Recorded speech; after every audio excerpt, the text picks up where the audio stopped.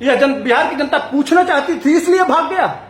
इसलिए इसे भगोड़ा वही होता है जो फर्जी होता है, जो 2 नंबर का होता है, जिसके पास तर्क नहीं होता है, जो तथ्य नहीं होता है, जिसके पास शब्द नहीं होते हैं।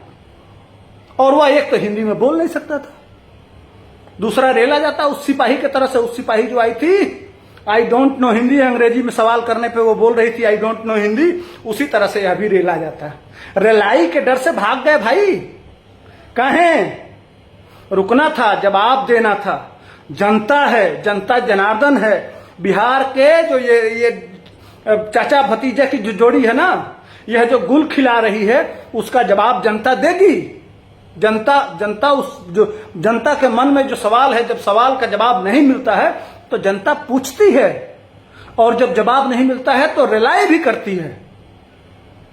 इसीलिए मैं कहा था कि स्टेलिन आएगा, वो बोलेगा नहीं, अगर बोलेगा तो उसका राज खुलेगा, और राज खुलेगा तो वो भागेगा।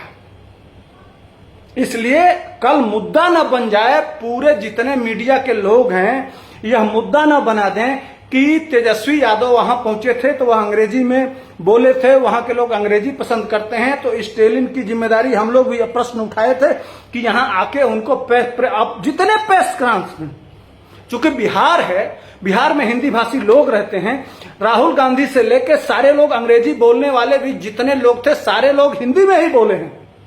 लेकिन स्टेलिन तो हिंदी में बोलता नहीं।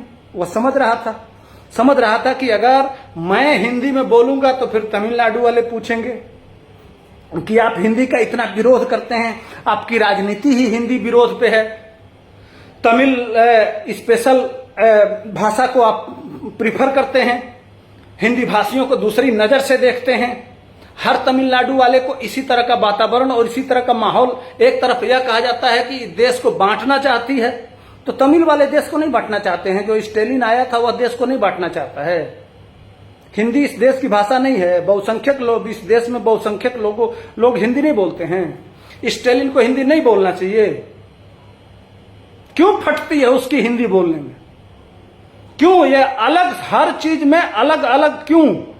पूछना चाहता हूं मैं, एक नागरिक होने के नाते, एक पत्रकार होने के नाते मैं पूछना चाहता हूं कि क्या तमिलनाडु के नेतृत्वकर्ता और तमिलनाडु के लोग हिंदी से इतनी घृणा क्यों करते हैं?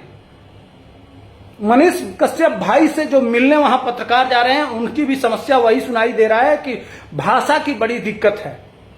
यहां जो बोलने वाले लोग हैं, तमिल छोड़ के, अंग्रेजी छोड़ के बाकी कोई भाषा न बोलते हैं, न समझते हैं, न जानते हैं। यह देश का विघटन नहीं है, यह डाइवर्सिटी हो गया, यह संवैधानिक हो गया। यह लोकतंत्र की हत्या नहीं है। लोकतंत्र की हत्या क्या है? कि मोदी हिटलर हो गया। चलिए इस मुद्दे पे और भी बात करते रहेंगे। यह बताना था, एक एक जो प्रेस कॉन्फ्रेंस हुआ है, एक एक नेता के एक एक बयान के एक एक दिन वीडियो बना के और इनकी पुंगी बजाऊंगा मैं।